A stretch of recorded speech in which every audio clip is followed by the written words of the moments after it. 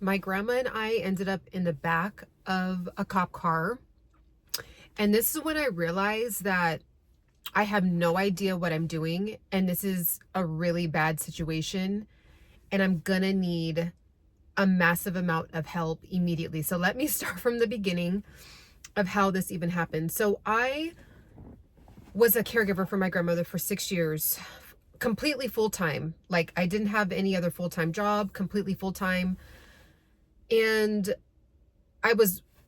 it's been a total of 8 years. Okay. It was a total of 8 years. The first 2 years was more part-time. And then the last 6 years of her life was full-time. And one day I'm doing what I normally do for her, which is help her with her hygiene, help her with her meal for the day, help her, with cleaning, getting her favorite show on, getting her coffee made, all of that. And this is in the mid stages of her dementia. Okay. And everything's fine. It's a good day. I notice that she starts to get ready to go somewhere. And I'm like, oh, grandma, where are you going? And she's like, oh, I gotta go. She's like, I'm ready to go. I gotta go. And I'm like, oh, okay. Like, where are you going? Like, maybe we can, go on an adventure, go run errands, but let me just like finish what I'm doing and, just give me about an hour.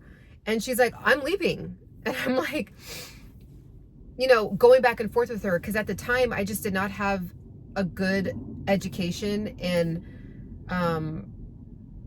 just knowledge of how to even deal with someone with dementia. I was just literally figuring it out as I went. And so I'm like going back and forth with her, like, grandma, no, it's like, just give me a second. And she's like about to walk out of the door. Okay.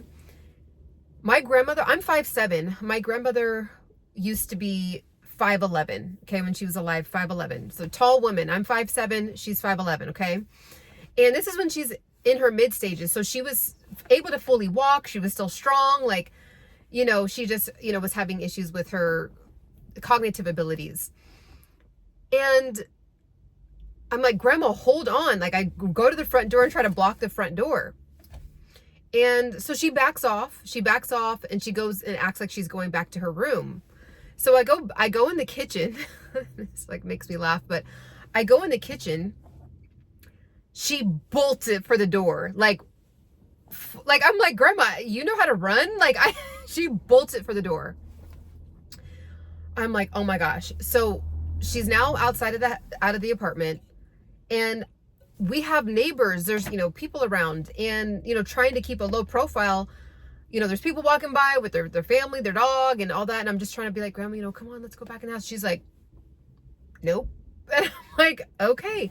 So I was like, well, maybe she might want to just like walk to the front of the apartment and then she'll want to come back. Like it's hot outside and maybe we'll just, she'll get some fresh air and she'll be fine. So she proceeds to, go in the elevator and we go to the front of the apartment. And this had happened one other time, but she just stood out in front of the apartment. And then I was like, okay, grandma, you ready to go back upstairs? She's like, yeah, I am. I was like, okay, cool. This time she goes to the front of the apartment and keeps going. I'm like, okay, this is bad. Now this is a bad situation. Okay. And I have like pajamas on, like I'm looking crazy. It just was bad. Like, it just was like, I think I had like one shoe on. I think I literally had, I think I had like 2 different shoes on because I had to run after her. And again, well, I'll tell you the importance of why I had to make sure to run after her and not care about like what was on my feet, because it could have turned into a really bad situation. And it almost slightly did, but so she walks to the street. Now this street is a 50-mile-an-hour street. Okay. In Los Angeles County, 50-mile-an-hour street. And I'm like, obviously I'm not going to let her walk across the street. Like she'll get ran over. So I'm like walking with her down the sidewalk, but she keeps trying to like go into the street. And I'm like, oh my gosh, like what is this? Like she would never do this. Like this is not even her. Like she doesn't want to be in danger. Like my grandma's never put herself in danger. Like what is this?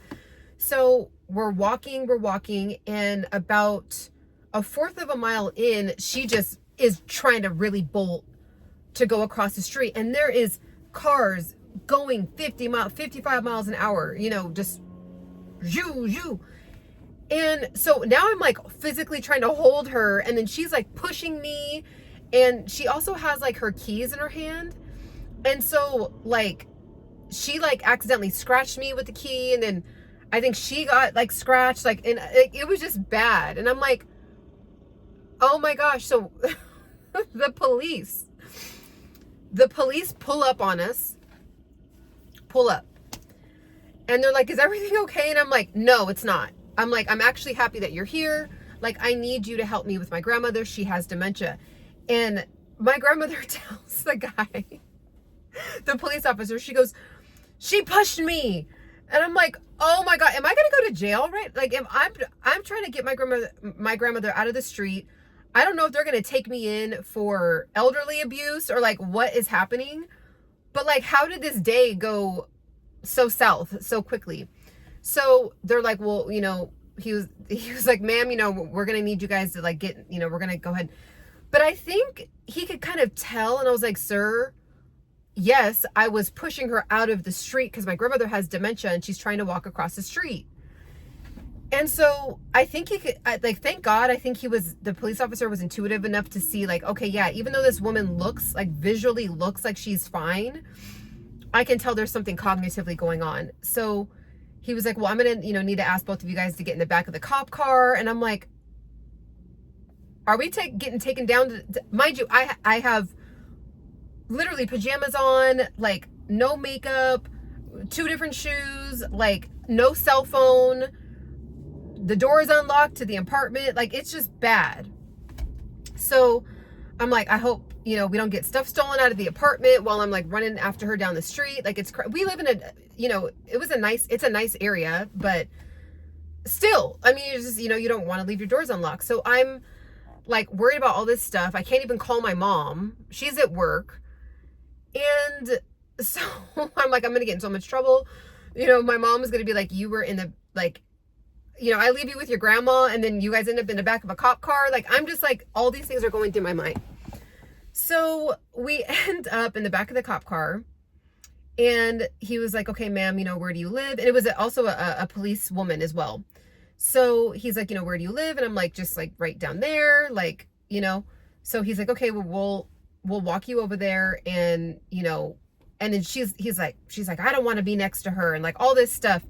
And I'm like, oh my gosh. So then of course they're like, well, we don't want to put her, like, if she's not comfortable with you, like, we don't want to put you in a bad situation. And I'm like, what I wanted to tell the police officer was, she doesn't really mean that. She's just like mad that I wasn't letting her do what she wanted to do, you know, which is go into the street. So we go into the lobby at the apartment, the lobby area. So we're sitting there, and I'm like, can I call my mom? So then the police officer lets me use their phone to call my mom. I have my mom's number memorized. Always have at least 5 people's number memorized. You never know when you might need to call someone and you just don't have your own cell phone. It is so important. So I call my mom, and I was like, Mom, like, I'm so sorry, but like, I think you're gonna have to like just take off work. There's like an issue. Me and grandma ended up in the back of a cop car. I don't know what's gonna happen right now, but like, can you come? Because I think that the police officers were just trying to feel it out, like just see the situation, like just analyze the situation to see if I was really being aggressive, or if she was, you know, so, you know, trying to go into the street. So then as time went on and we're waiting for my mom was like, okay, well, you know, I got to do what I got to do. So she comes, she gets off work. While we're waiting, we're in the lobby, and my grandma starts to kind of calm down. Like, she's like not as like agitated and like upset. So I'm like, Grandma, you know, do you want to go back up to the room? And she's like, yeah, I do.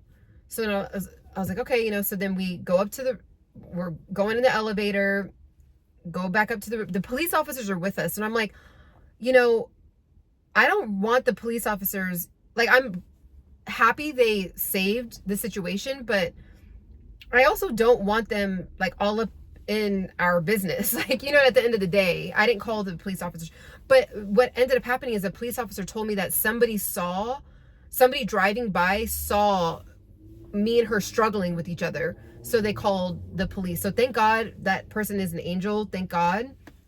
And those police officers, they were really nice. They were really kind. They weren't like assuming I was doing anything. You know, they weren't mean to my grandma. Like, they were really kind. And so we walk up to the room, you know, the apartment. And so we go in and they're looking at her like, are you okay? And then they're looking at me like, is everything okay? And I'm like, I think we got it. I think she's calmed down. You know, we're good. So that was when I realized, I was like, I really need to get educated on what is happening, because my grandmother would have never done that. And I'm thinking at the time, dementia was just something where, you know, you just kind of like forget things here and there. You forget your keys. You know, it's almost like a little bit worse than forgetting your keys. Like, I had no idea that like dementia it literally alters your reality. And, you know, I don't really know how much people know about dementia and what causes it and all the different stages and what it does. And so I really made it a point to get educated. I ended up getting in touch with the Alzheimer's organization and became a part of a caregiving group where we would get trained on how to deal with certain circumstances.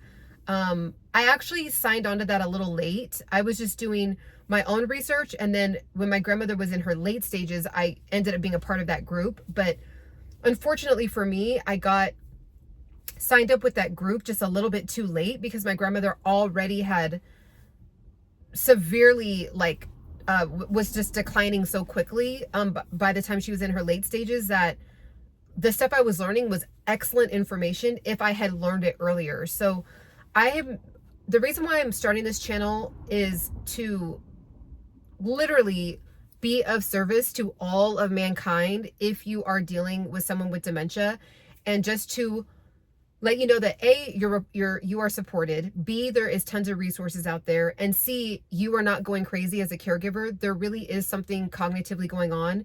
You might think, oh, well, you know, am I not communicate? Like, why are we so off touch? Like, why is our communication bad? Like, you know, what is happening? It's nothing that is your fault. It's literally how the condition works. Okay. So if you are in that position, get with the Alzheimer's organization. Just literally Google Alzheimer's organization and get with I guess you could call them like a representative, and they will direct you to the resources that you need. And what I'm going to do is I'm going to try to find some of those resources and put it down in the description box for you. And I just want to be of service. I want to, you know, talk about my story, talk about, and kind of break it down in as organized fashion as I can.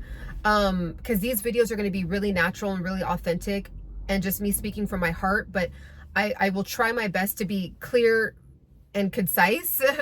You know, I can't promise a concise part because I just am somebody that elaborates a lot. But, you know, just make it easy for you to understand what to do while you are on this journey. And you're not alone.